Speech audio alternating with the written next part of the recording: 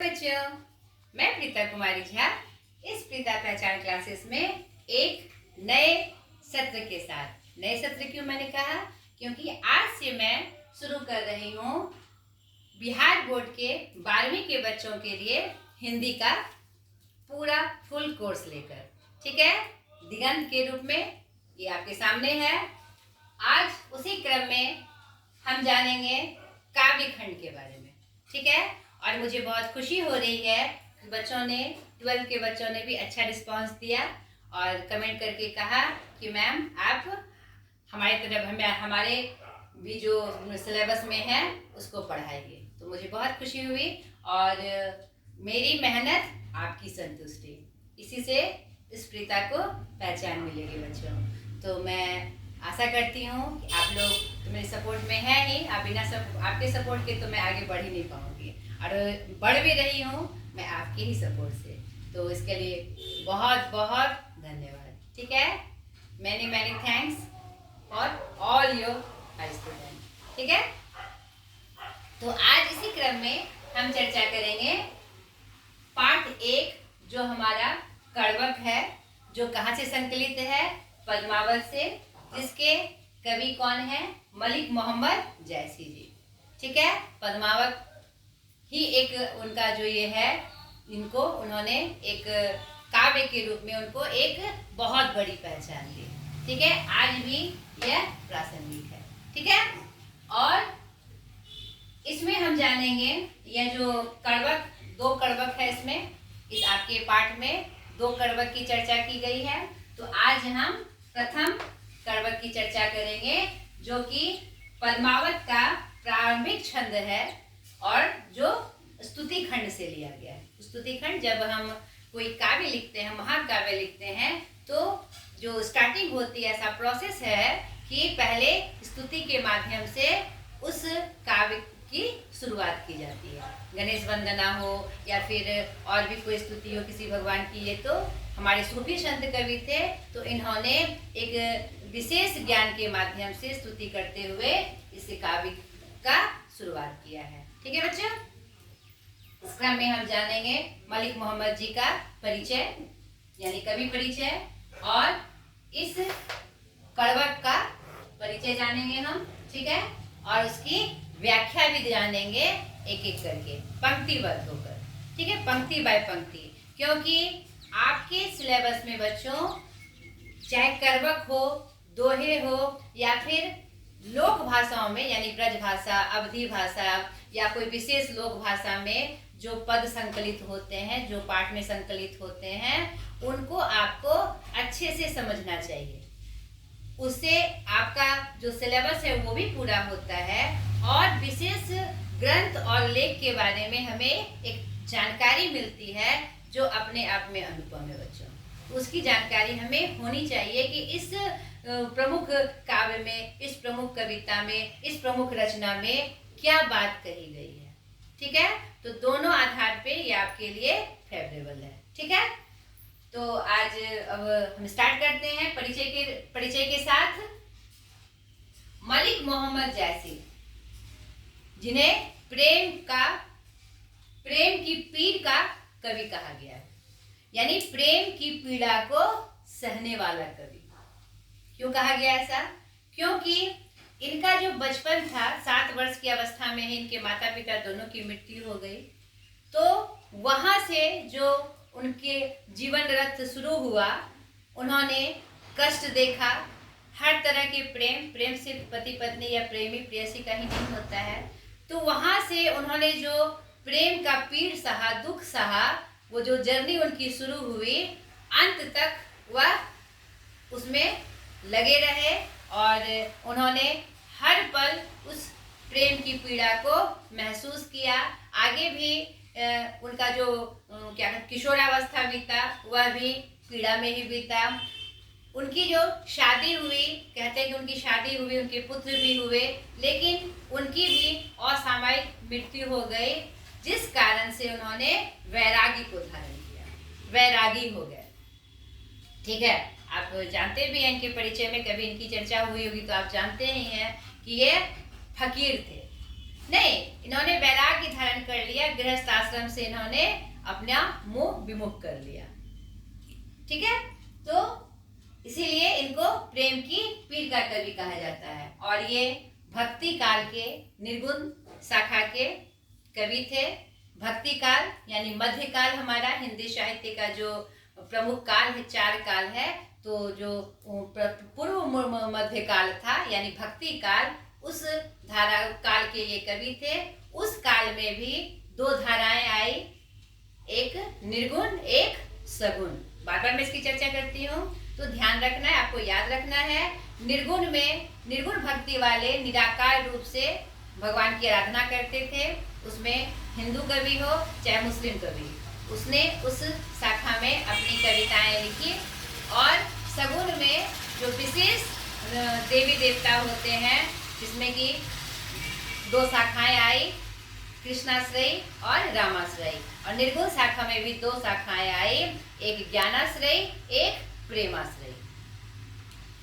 निर्गुण में एक प्रेम के माध्यम से लोगों को कविताएं लिखकर बताया गया, प्रेम का मार्ग दिखाया गया, और एक ज्ञान का मार्ग दिखाया गया, जिसमें हमारे कबीर, आपके क्या कहते हैं ये क्या कहते हैं, जिसमें हमारे कबीर दास जी आते हैं, रविदास जी आते हैं। और प्रेमाश्रयी में जिन्होंने प्रेम के माध्यम से निर्गुण शाखा में अपने लेखनी का अपना लोहा मनवाया, उसमें सबसे प्रमुख नाम आता है हमारे मलिक मोहम्मद जैसी जी का।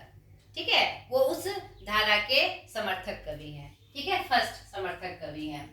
तो ये हमने जान लिया, वो सूफी संत थे, मुस्लिम समुदाय से थे। और मलिक मोहम्मद जैसी जो थे, उनका जन्म 1492 ईस्वी में मलिक वंश में हुआ था। ये मलिक वंश क्या है? मलिक वंश मिस्र में जो दिल्ली सल्तनत खिलजी वंश था, उसके लिए वहां के जो राजा महाराजा हुआ करते थे, वह मलिक समुदाय का निर्माण करते थे ताकि उनकी आत्मरक्षा हो सके। 12,000 सेनाओं का एक ग्रुप होता था जिसे मलिक कहा जाता था। मिस्र में उसे क्या कहा जाता था बच्चों? सेनापति के रूप में उसे क्या कहा जाता, जिसमें 12,000 सेनाएं उसके अंडर में रहती थी, उसे मलिक कहा जाता था।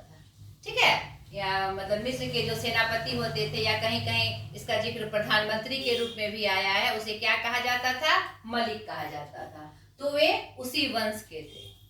ठीक है, और क्या कहते हैं, मोहम्मद बिन तुगलक ने क्या कहा है कि जिसके पास बड़ी 12,000 की क्या कहते हैं एक समुदाय हो, उसे भी मलिक के रूप में कहा जाता था, तहसीलदार के रूप में। ठीक है, तो उनका जन्म जायस, जिला रायबरेली, उत्तर प्रदेश में हुआ था। उनके पिता मलिक शेख ममरेज मलिक वंश के थे। तो उनमें एक उपनाम मिलने की पद्धति थी, जिनका नाम मलिक राजे अशरफ था। उनके गुरु, उनके लेखनी में ही उनके नाम का जिक्र आता है। ठीक है, अपनी लेखनी में ही उन्होंने जायस नाम का भी जिक्र किया है, अपने गुरु का भी जिक्र किया है, अपने पिता का भी जिक्र किया है। इसी आधार पर उनके पिता और गुरु का नाम आता है। ठीक है, उन्होंने लेखनी में ही, पद्मावत में और भी आखिरी कलाम में, क्या कहते हैं, अखरावट में, इन सब की चर्चा की है। उसी से हमें ज्ञात हुआ है कि उनके पिता शेख बुरहान मलिक शेख ममरेज थे, और गुरु में उन्होंने शेख बुरहान, जिनको मोहिदी भी कहा जाता है, और सैयद अशरफ जहांगीर जी का जिक्र आता है। ठीक है, उनकी प्रमुख रचनाएं पद्मावत, अखरावट, आखिरी कलाम, चित्ररेखा, कहरनामा, कन्हावत आदि है। कन्हावत भी उनकी एक प्रमुख रचना है जो उन्होंने स्टार्टिंग में लिखी थी। ठीक है, तो ये था हमारे मलिक मोहम्मद जी का परिचय। और उनकी मृत्यु 1548 ईस्वी अनुमानित बताई जाती है। और उनका कब्र कहाँ है? अमेठी में। ठीक है, अमेठी में उनका कब्र है। और अंतिम समय में वो ऐसा माना जाता है कि अमेठी के नजदीक ही किसी जंगल में तो तपस्या में लीन रहे, और उन्होंने तपस्या मतलब कि ये अपना एकांतवास का जीवन जिया, और फिर वो मृत्यु को प्राप्त हुए। इनके बारे में थोड़ी सी और जानकारी मैं आपको दे दूं। ये बचपन में उन्हें चेचक हो गया। चेचक उस समय लाइलाज था, उसका कोई इलाज नहीं था, तो उनके कारण उनकी एक आंख और कान खराब हो चुके थे। ठीक है, खराब हो गया बचपन से ही, और चेहरे पे पूरा चेचक के दाग, पूरे शरीर पे चेचक के दाग थे, जिनके कारण वह अच्छे नहीं दिखते थे, कुरूप दिखते थे।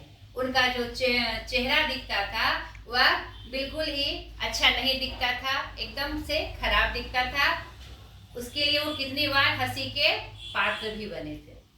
शेरशाह सूरी, बादशाह शेरशाह सूरी एक बार उनको देखकर बहुत ठाका मार के हंसे थे, तो उन्होंने अपने काव्य के माध्यम से, पंक्ति के माध्यम से मोपे क्यों हंसे सो, अपने अवधी भाषा में मोरे सो हंसे सो, यानी ऐसा करके मतलब ऐसा उनको संकेत रूप में दिखाया कि आप मुझ पे हंस रहे हो, प्रकृति ने मुझे बनाया, मैं तो प्रकृति का वरदान हूँ, और ऐसा रूप हो के भी लोग मुझे पसंद करते हैं। क्यों? क्योंकि वो बहुत ही सरल स्वभाव के थे, और उन्होंने दुनिया को ऐसा रूप दिखाया, ऐसा परिचय दिया कि वो कुरूपता उनके आड़े नहीं आई, दीवार बनकर उनके सामने नहीं आई। उस कुरूपता में भी उनको इतना ज्यादा पसंद किया गया कि दूसरे के लिए ऐसा होना बहुत ही मुश्किल है। ठीक है, तो वो वही संकेत कर रहे हैं कि आप मुझ पे क्या हंसते, प्रकृति ने मुझे बनाया है ऐसा, आप मेरे गुण को देखिए। तो उससे शेरशाह सूरी जी बहुत लज्जित हुए थे, बहुत, बादशाह शेरशाह बहुत लज्जित हुए थे। तो ये उनका परिचय था। तो इसमें ये पाठ में जो आपके संकलित है कड़वक, जो कि पद्मावत से लिया गया है, इसमें प्रथम जो कड़वक है उन्होंने इसी की चर्चा की है कि मैं कुरूप हूँ, मैं आंख से काना हूँ, कान से भी मुझे सुनाई नहीं देता, लेकिन ये मायने नहीं रखता है। संसार में गुण ज्यादा प्रभावशाली होता है। हमें क्या देखना चाहिए? सामने वाले का गुण देखना चाहिए। उन्होंने अपना ही उदाहरण प्रस्तुत कर दुनिया को एक बहुत बड़ा संदेश दिया है। वो तो आज नहीं है, उनको चिढ़ाने वाले कौन चिढ़ाएगा उनको? उनके गुण को हम याद कर रहे हैं ना, हम उनको याद कर रहे हैं क्या? वो तो आंख से काना था, अरे आंख कान से वो तो बहरा था, देखने में एकदम खराब था, हम ये याद कर रहे हैं? नहीं, आज उनकी रचनाओं को हम याद कर रहे हैं, उनमें जो गुण था उनको याद कर रहे हैं। तो यह जब उन्होंने कड़वक लिखा था तो दुनिया को एक अच्छा संदेश देने के लिए अपना उदाहरण प्रस्तुत कर उन्होंने दुनिया को यह संदेश दिया कि रूप से ज्यादा गुण अमूल्य होता है। तो अपने गुणों को निखारो, हर तरह से अपने गुण को निखारो, अपने रूप पे घमंड या अभिमान मत करो। यह मुख्य संदेश है। इसी क्रम में वह आज हम स्टार्ट करते हैं कड़वक एक के बारे में।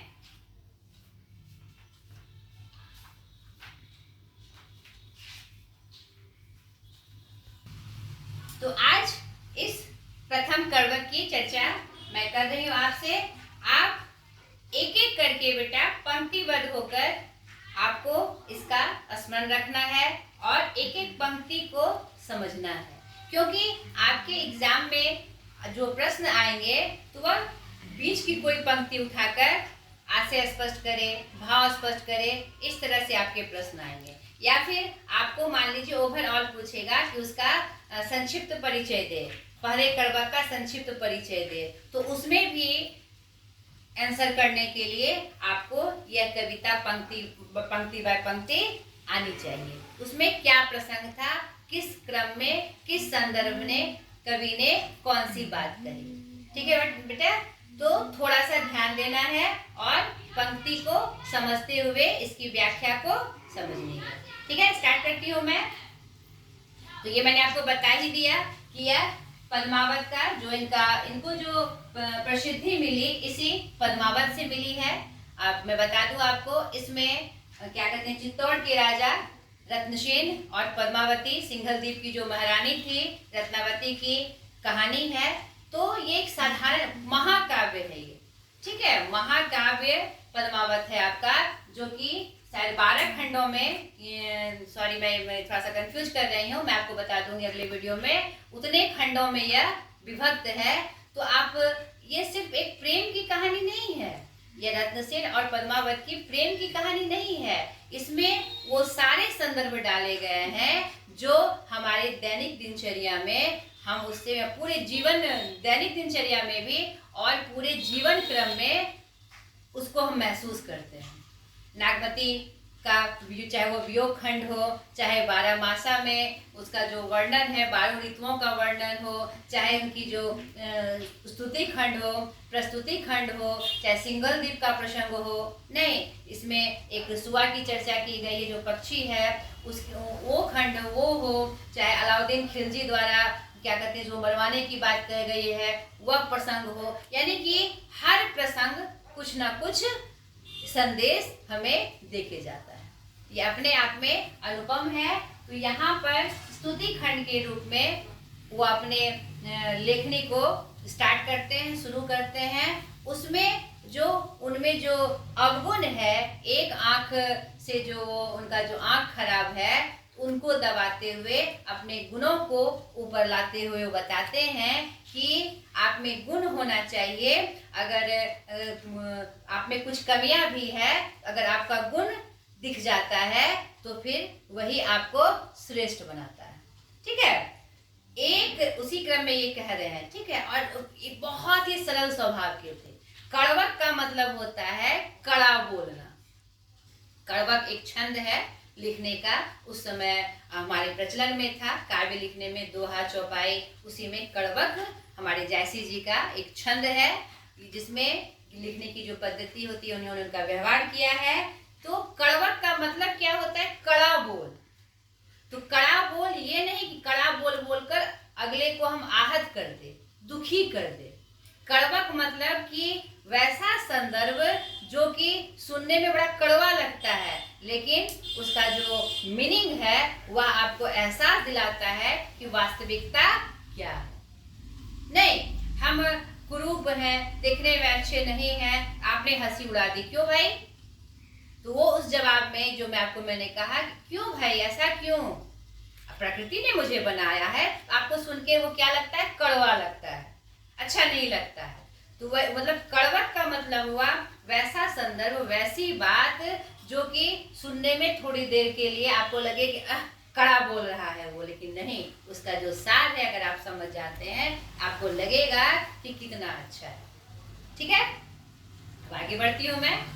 एक नैन कवि मोहम्मद गुनी, सोई बिमोहा जेही कही सुनी। मैं एक आंख से काना हूँ, लेकिन मुझे लोगों ने मेरे गुण से जाना।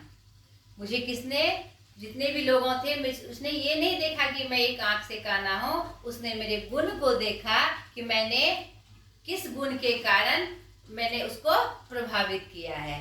सोई बिमोहा जही कवि सुनी। सब कवियों ने, सब लोगों ने मेरी बातों को अच्छे अर्थ में सुना, जाना। यानी कि यहाँ पर कानापन का जो दोष था वह मेरे सामने नहीं आया। मेरा जो गुण था, मैंने जो कविताएं या जो बातें मैंने संसार में दी, उसको प्रमुखता दी गई। ठीक है, चांद जैसी जग विधि अवतारा, दिन कलंकिन उजियारा। यहाँ पर वो चांद का उदाहरण देते हुए कहते हैं कि जिस प्रकार चांद का अवतार संसार में हुआ है, चांद अपनी चांदनी के लिए पूरा फेमस है, प्रसिद्ध है कि वह अपने शीतल चांदनी से सबको क्या करते हैं? प्रभावित करते हैं। लेकिन आपको पता है कि चांद में भी कलंक है, नहीं, उसे भी क्या करते हैं? उसको ढक लिया जाता है, ढक लिया जाता है, उसमें भी दाग है, लेकिन वह दाग उसके सामने नहीं आया। उसकी जो चांदनी और उसकी जो शीतलता है, उसकी जो खूबसूरती है, मतलब कुछ देने की विश्व को, वह सामने आई, उसके लिए वह प्रसिद्ध हुआ। वह कलंक के कारण प्रसिद्ध नहीं हुआ। यानी कलंक होते हुए भी आज चांद के गुणों से उसको याद किया जाता है। ठीक है, आगे के क्रम में देखिए। जग सूझा एक ही नैना, उआ सूख अस नखथन नहा। मतलब कि जग में मैं जो प्रसिद्धि पाई, एक ही नैन से मैंने पाई। नहीं, मैं एक आंख से भले ही कमजोर था, काना था, लेकिन मुझे पहचान उसी से मिली।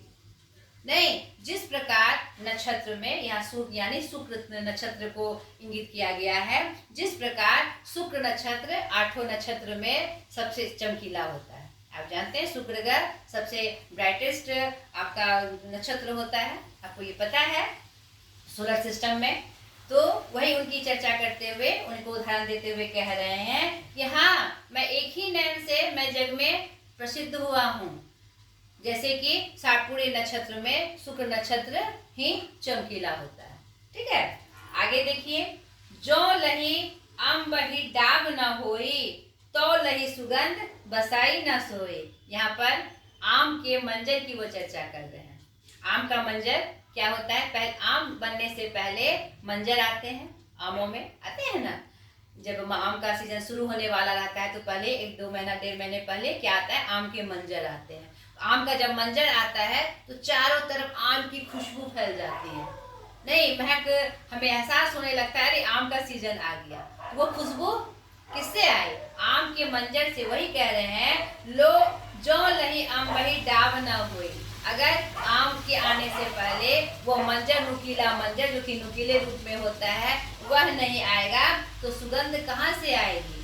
उसी मंजर से वह सुगंध आती है। ठीक है, तो यानी कि यहाँ पर वो प्रतीक रूप में ये बताने की कोशिश कर रहे हैं कि आम जो फलों का राजा है, उसे वह प्रसिद्धि पहले मंजर से मिली है, उस नुकीले मंजर से मिली है। यानी कि कुछ कमियां, मतलब कि कुछ कमियों को पार करते हुए हम प्रसिद्धि पाते हैं।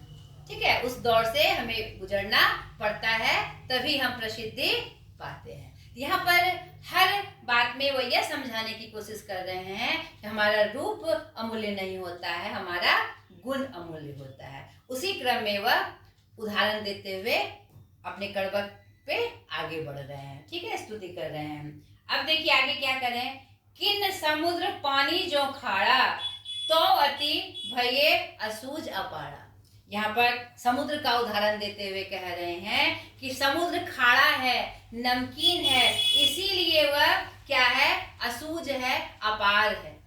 असूझ मतलब, कहने का मतलब है कि उसमें सबको समाहित करने की शक्ति है, अपार है वो। यानी कि एक किनारे से दूसरा किनारा समुद्र का दिखता है? नहीं दिखता है, अपार है वो, एकदम बृहद, क्योंकि उसमें अपने आप में सबको समाहित करने की शक्ति है, क्योंकि वह खारा है, नमकीन है। अगर वह मीठा जल रहता, मीठा के रूप में होता, तो वह उसका एक साधारण नाम होता। वह खारा है, मतलब कि थोड़ा सा नमकीन है, इसलिए वह सबको अपने में समाहित कर लेता है। कितना सांकेतिक अर्थ में वह व्यंजना शब्द के प्रयोग से वह अपने आप इस बात को साबित कर रहे हैं कि गुण ही प्रमुख है। अगर समुद्र खारा नहीं होता तो उसका हृदय इतना अपार या बड़ा नहीं हो पाता। तो थोड़ा खारा होना उसका एक मतलब सोचिए कि उसको विशेष बनाने में एक महत्वपूर्ण रोल निभाता है। ठीक है बच्चों, समझ में आई ये बात? आगे देखिए, जो सुमेरु त्रिशूल विनाशा, भाग कंचन गिरी लाग आकाशा। सुमेरु पर्वत जानते हैं कि सुमेरु पर्वत में चर्चा कहाँ से आती है? रामायण में चर्चा इसकी आती है कि सुमेरु पर्वत को पेड़ लांग के ही लंका को पार किए थे हमारे हनुमान जी। तो एक कथा आती है सुमेरु पर्वत की कि त्रिशूल से बेधने के बाद ही वह सोने के पहाड़ के रूप में हमें प्राप्त हुआ था, दिखाई दिया था। प्राचीन कहानी है, पुराणों में इसका वर्णन आता है कि उसी का उदाहरण देते हुए कह रहे हैं, जो सुमेरु त्रिशूल विनाशा, भा कंचन गिरी लाग आकाशा। जब अगर सुमेरु पर्वत को त्रिशूल से नहीं बेधा जाता, यानी कि उसमें वो दाग नहीं लगते, तो वह सोने के पर्वत के रूप में हमारे सामने उसकी जानकारी प्राप्त नहीं होती। ठीक है, तो वह दाग उसे झेलना पड़ा। वह उसमें भी वह दाग है, लेकिन बाद में वह स्वर्ण पर्वत के रूप में प्रसिद्धि पाता है। ठीक है, यहाँ भी उसी संदर्भ में गुण और रूप के संदर्भ में ये उदाहरण उन्होंने प्रस्तुत किया है। ठीक है बच्चों, जो लही घड़ी कलंक न पड़ा, कांच होई नहीं कंचन करा। आगे की पंक्ति में वह उदाहरण लेते हैं घड़ी। घड़ी मतलब जिससे सोने जिस बर्तन में रख के सोने को गलाया जाता है। उस समय सोना गलाने के लिए विशेष आविष्कार तो नहीं हुए थे। तो उस समय घड़ी या घड़िया नाम से एक पात्र आता था जिसमें सोने को गलाया जाता था कि उसके बाद सोना अपना अलग रूप पाता था। वही कह रहा है कि जब तक घड़िया में सोने को नहीं गलाया जाएगा तो वह अपना वास्तविक रूप नहीं पा सकता। उसको कौन पहचानेगा? उसे तो लोग ढेला समझेगा। नहीं, सोना जो चट्टान के रूप में अपवित्र चट्टान के रूप में गड़ा हुआ है, तो सोना निकालने के लिए पहले घड़िया में उसको गलाया जाता है, यानी वह दाग वह पहले सहता है, तब वह अपने असली रूप में पहचान पाता है। नहीं, उसमें भी बहुत कष्ट उसे सहने पड़ते हैं। तो यहाँ पर गुण को, मतलब कि जब आपका गुण प्रसिद्धि पाता है तो उसके पीछे पहले बहुत सारे कष्ट आपको सहने पड़ते हैं, बहुत तरह की बातें आपको सहनी पड़ती है। नहीं कहता है जितना तपोगे उतना निखरोगे, तो निखरने के लिए पहले तपना पड़ता है। हर संदर्भ में यह बात एकदम सटीक बैठती है बेटा। ये इस कड़वक के माध्यम से कितना अच्छा संदेश आज के संदर्भ में भी जो प्रासंगिक है वह दिखाई पड़ रहा है कि जितना तपोगे उतना निखरोगे। और जो निखरा रूप किसी भी रूप में, किसी भी प्रसिद्ध व्यक्ति के रूप में, किसी भी प्रसिद्ध वस्तु के रूप में आप देखते हो तो उसके पीछे एक कड़ी मेहनत है, कड़ी तपस्या होती है। नहीं, आज फला व्यक्ति IAS बन गया, वो बड़ा डॉक्टर बन गया, उसने मंगलयान पे ये प्रसिद्धि पाई, वो उसने खेल जगत में ये प्रसिद्धि पाई, विराट कोहली एक बड़ा क्रिकेटर है, सब जानते हैं ये सब। तो उसके पीछे उसकी तपस्या होती है, पहले तपते हैं वो लोग, तब प्रसिद्धि पाते हैं। यहाँ पर कवि इसके तरफ इशारा कर रहे हैं। ठीक है, आगे की दो पंक्ति जिसमें उन्होंने खत्म किया है, एक नैन जस दर्पण ओ तेहि निर्मल भाऊ, सब रूपवंत गही मुख जो हुए गई चाऊ। अंतिम के इस दोहे में वह अपने एक आंख की तुलना वह दर्पण से करते हैं, आईने से करते हैं, मिरर जिसको बोलते हैं, जिसमें अपना चेहरा हम निहारते हैं। क्यों अपने एक आंख की तुलना वह मिरर से कर रहे हैं, दर्पण से इसलिए कर रहे हैं कि हाँ, मैं एक आंख का ही हूँ, लेकिन एक आंख ही मेरा गुणशील है और मैंने ऐसे चीज़ों को देखा, मैंने अपनी तपस्या से, अपनी मेहनत से उन चीज़ों को ढूंढ निकाला और आपको दिया, जिसमें कि आपको एक अच्छा संदेश प्राप्त हो सकता है। जिस प्रकार आईना वही दिखाता है जो होता है। नहीं, इसलिए उन्होंने अपनी आंख की तुलना दर्पण से की है बेटा, कि मैंने आपको सच्चा स्वरूप दिखाने की कोशिश की जो आपके लिए उचित है, अनुचित नहीं है। जिस प्रकार की दर्पण आपको वही दिखाता है जो सामने होता है। उन्होंने अपने एक आंख की तुलना किससे की है? दर्पण से की है, और अपनी निर्मलता का उन्होंने परिचय दिया है। अपने एक आंख में सब रूपवंत गही मुख जो ये चाहो, मतलब जिसने भी मुझे देखा तो किसी ने भी मेरे उस दोष को नहीं देखा, किसी ने अगर पूछ लिया तो उस दोष को दरकिनार कर लिया और सबके सामने मेरा गुण बाहर आया। सबके सामने क्या आया? मेरा गुण बाहर आया। तो अपना ही उदाहरण प्रस्तुत कर उन्होंने दुनिया को एक बहुत अच्छा संदेश दिया है। हर संदर्भ में यह बात बहुत ही अच्छी बैठती है। तो आपको भी इस चीज से लेसन लेना है बच्चों कि कुछ भी अच्छा पाने के लिए पहले हमें क्या परिश्रम की आवश्यकता पड़ती है, तप की आवश्यकता पड़ती है। आशा करती हूँ ये कड़वक आपको समझ में आया होगा। आप पुनः एक बार फिर से मेरा वीडियो चलाकर पंक्ति बाय पंक्ति मैंने किसका वर्णन किया, इस पंक्ति में क्या था, उसको देखिएगा और कॉपी में इसको नोट करिएगा। ठीक है। प्रस्तुत पंक्ति हमारे पाठ कड़वक से ली गई है, जिसमें जो कि पद्मावत से संकलित है, जिसके रचयिता मलिक मोहम्मद जायसी जी हैं। उन्होंने इस संदर्भ में यह बात कही है। उसके बाद पंक्ति बाय पंक्ति जो मैंने व्याख्या की, आपको लिखना है। आप जितना अभ्यास करेंगे उतना आपकी स्मरण शक्ति बढ़ेगी बेटा। ठीक है, ये आपको करना है। ये नहीं कि वीडियो देखा और हम आंसर करने बैठ गए।